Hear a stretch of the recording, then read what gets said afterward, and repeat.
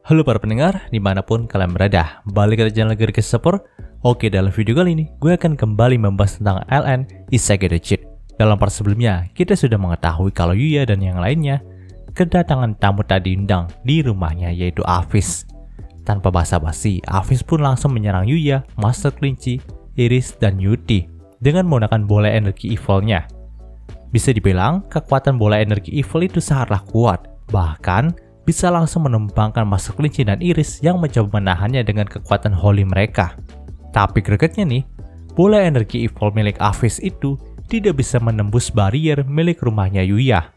Karena memang barrier rumahnya Yuya itu dibuat sama Sake yang bahkan sudah diakui sama Auma sendiri sebagai Genesis Dragon.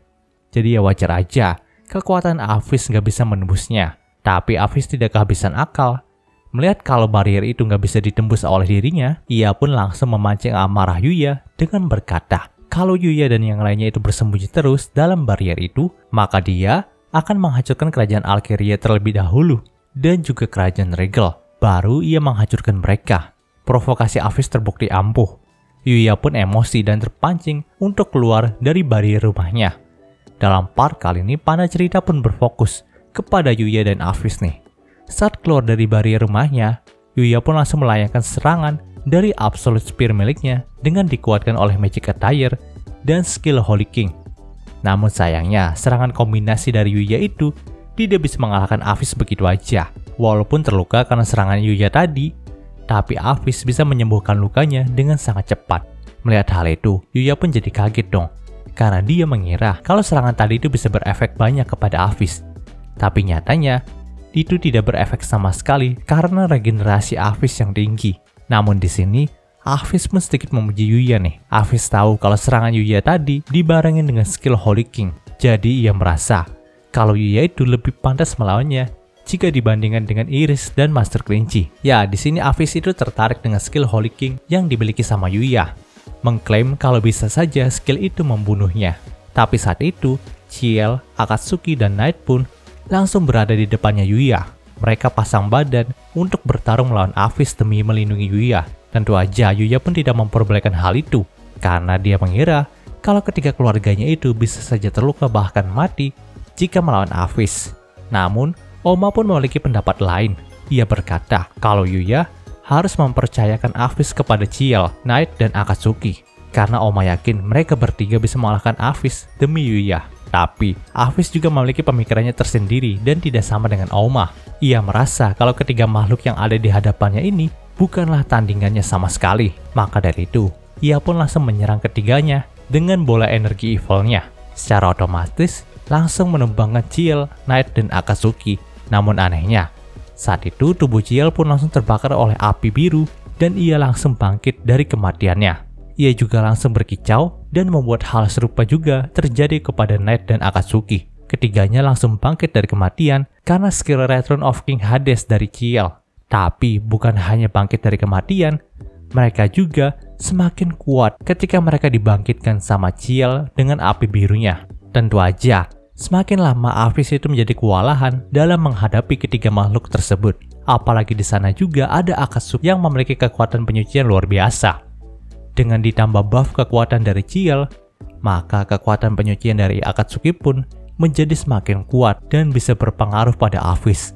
Di sini, Knight pun tidak mau kalah dengan Akatsuki dalam hal kekuatan. Ia pun langsung mencakar Aphis hingga mental ke atas langit.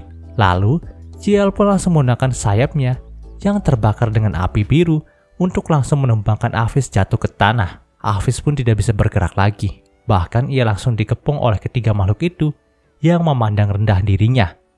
Aphis pun tidak berdaya saat itu. Dia pun rela dipandang rendah oleh Ciel, Akatsuki, dan Knight. Kemudian, Akatsuki pun langsung mengeluarkan skill Sanctuary-nya lagi dan langsung membuat Aphis lenyap dari isekai ini. Nah, gregetnya, ketika Aphis itu udah kalah, Yuya pun mendapatkan titel baru, yaitu Master of Divine Beast. Melihat hal itu, tentu aja Master Kelinci dan Iris pun langsung kena mental nih. Mereka tidak menyangka kalau kekuatan evil terkuat dalam isekai ini bisa dimusnahkan dengan sangat mudah oleh seekor burung kecil, babi kecil, dan serigala kecil. Di sini Master Kelinci dan Iris pun berkata kalau dengan dikalahkannya Aphis mungkin membuat dunia ini menjadi damai. Tapi Jika tidak ada lagi kekuatan evil, maka eksistensi mereka sebagai entitas holy yang mengalahkan evil dan melindungi bumi ini dari evil itu akan menghilang juga teman-teman. Ya, mau gimana lagi ya? Kerjaan mereka itu cuma basmi-basmi evil aja. Dan kini, semua evil itu udah menghilang. Karena memang kan, Aphis itu menelan semua kekuatan evil yang ada di dunia ini untuk menjadi satu dengan dirinya. Dan sekarang Aphis itu udah dikalahin dengan eksistensi yang bukan holy gitu. Jadi ya, mereka kena mental banget. Dan di sini mereka juga bertanya-tanya apa yang harus mereka lakukan sekarang ini. Mendengarkan keluhan itu, Oma pun berkomentar tentang Iris dan Master Kelinci nih. Dia menganggap kalau para holy di zaman ini terlihat sangat lemah. Padahal dulu dia tuh tahu kalau Sage adalah pemegang gelar holy dan telah mengatasi evil seorang diri. Di sini Oma juga mengira nih, kalau Yuya sangat mirip dengan Sage. Mungkin saja Yuya ini adalah perwujudan dari Sage sendiri. Mendengarkan hal itu, Yuya pun hanya bisa ngebatin nih, kalau memang ya semua hal yang dia miliki dalam isekai ini adalah warisan dari sang Sage. Maka dari itulah, dia terlihat mirip dengan Sage. Tapi terlepas dari itu semua, Oma pun memberikan sedikit nasihat kepada Master Kelinci dan Iris nih.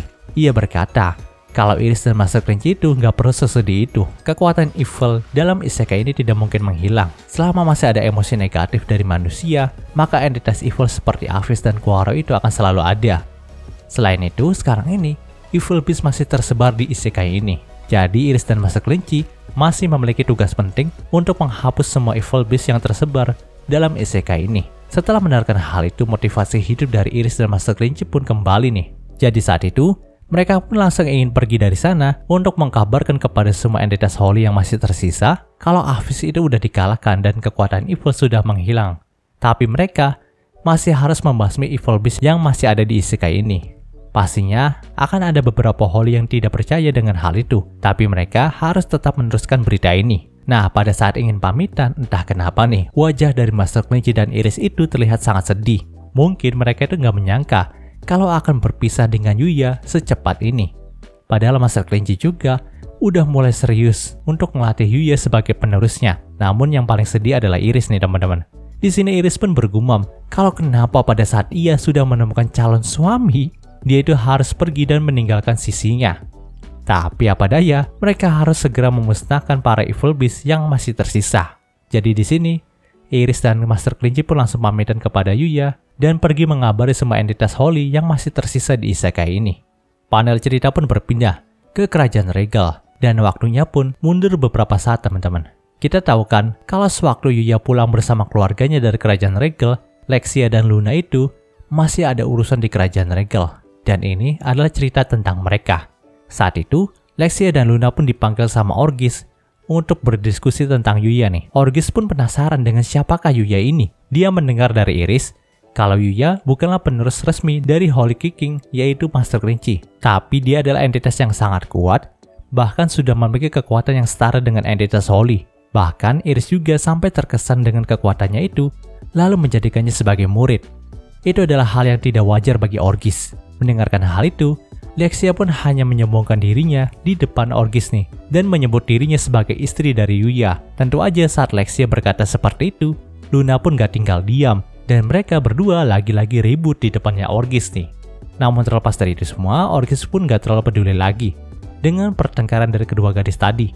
Di sini ia pun malah memanggil pahlawan dari dunia lain yang kerajaan regal miliki untuk diperkenalkan kepada Lexia dan Luna nih.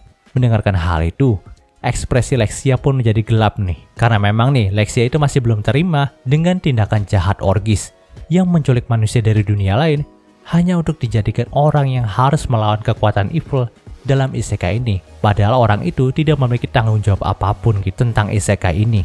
Setelah menunggu beberapa saat, Mai Kagurasaka pun langsung hadir di hadapan Lexia dan Luna. Namun anehnya, saat pertama kali melihat Mai, entah kenapa Lexia pun merasa nih, kalau suasana kehadiran dari Mai itu sangat mirip dengan Yuya, ditambah lagi dengan warna rambut dan bola matanya yang hitam. Melihat hal itu, Mai pun tanya sama Lexia nih, kenapa Lexia itu melihatnya dengan tatapan yang cukup aneh. Mendengarkan hal itu, Lexia pun meminta maaf kepada Mai Kagurasaka atas tatapan anehnya ini. Tapi memang Lexia merasa kalau Mai itu sangat mirip dengan seseorang yang dia kenal, baik warna rambut ataupun warna matanya sama dengan orang yang Lexia sukai. Mendengarkan hal itu, si Mai pun langsung berkata nih, apakah yang dimaksudkan sama Lexia itu adalah Chenjo Yuya? Jika benar, maka Lexia itu nggak salah sangka. Karena memang mereka berdua ini memiliki kampung halaman yang sama. Tentu aja semua orang yang ada di sana pun jadi terkejut dengan pernyataan dari Mai. Ya, kita tahu kan teman-teman, dalam beberapa part yang lalu, Yuya itu lupa ngomong untuk merahasiakan kampung halaman mereka kepada orang-orang yang ada di isekai ini. Maka dari itulah si Mai itu seenaknya aja langsung mengungkapkan kalau kampung halamannya dengan Yuya itu sama. Ya, dia tidak tahu kalau Yuya itu berusaha merahasiakan identitasnya dari semua orang yang ada di isekai ini kalau dia itu berasal dari bumi, teman-teman. Panel cerita pun berpindah kepada Yuya yang sedang ada dalam rumahnya di Jepang. Saat itu Yuya, Yuti, Knight, Oma, Akatsuki, dan Ciel pun sedang bersantai dalam rumah. Mereka pun sedang merefleksikan semua hal yang terjadi pada mereka belakangan ini. Karena memang mereka sudah melewati hari-hari yang berat dengan keberadaan dari Avis, juga pertemuan dengan Mai. Namun tiba-tiba aja, sebuah guncangan dimensi pun terjadi dalam rumahnya Yuya. Pada awalnya mereka kira itu adalah gempa bumi, tapi mereka salah. Karena memang gempa bumi itu tidak akan mengakibatkan guncangan pada dimensi ini. Benar saja, saat guncangan dimensi itu selesai, muncullah gadis bercahaya yang tepat berada di depannya Yuya. Baru saja muncul, gadis itu pun langsung berkata nih, kalau Yuya harus memberikan cetak biru itu kepada dirinya. Kalau tidak, maka dia tidak akan segan untuk menghancurkan planet ini. Bagi dirinya, yang memiliki teknologi lebih berkembang dibandingkan peradaban di sini, ia merasa kalau menghancurkan planet ini bukanlah suatu hal yang sulit. Tentu aja Yuya pun langsung bingung nih dengan pernyataan dari sang gadis. Dia tuh nggak ngerti cetak biru apa yang dimaksudkan sama sang gadis. Hanya satu yang dia mengerti, kalau gadis yang ada di hadapannya sekarang ini adalah alien. Mendeteksi kalau Yuya itu tidak berbohong kepadanya, sang gadis pun berkata kalau dia akan menceritakan tentang cetak biru yang dimaksudkan oleh dirinya. Pada intinya itu adalah sebuah prototipe dari senjata pemusnah massal yang diperlukan oleh planetnya sekarang ini. Dahulu kala nenek moyang dari sang gadis telah menyegel senjata pemusnah massal itu di sebuah kubus dan membuangnya keluar angkasa agar tidak terhindar dari konflik dengan sesama makhluk di planetnya dan di planet lain. Namun siapa sangka, ternyata cetak biru itu berada di bumi sekarang. Dan kebetulan juga sekarang ini, situasi di planet sang gadis itu sedang terjadi peperangan dengan planet lain. Ia juga merasakan kalau cetak biru yang ada di sini itu sudah terlepas dari segelnya. Mendengarkan penjelasan dari sang gadis, Oma pun langsung keringat dingin nih dan berkata kalau mungkin aja itu adalah sebuah kubus yang ia temukan dalam gudang. Saat itu, dia tidak sengaja menyalurkan energi sihirnya dalam kubus tersebut dan mungkin saja itu membuka segelnya. Mendengarkan pengakuan itu, Yuya pun hanya bisa menepuk jidatnya. Ya, setelah selesai dengan masalah Avis, kini ia sudah mendapatkan banyak masalah yang baru. Mulai dari pengakuan Maika Kurasaka, dan juga cetak biru dari sang alien. Dan cerita di part ini pun berakhir.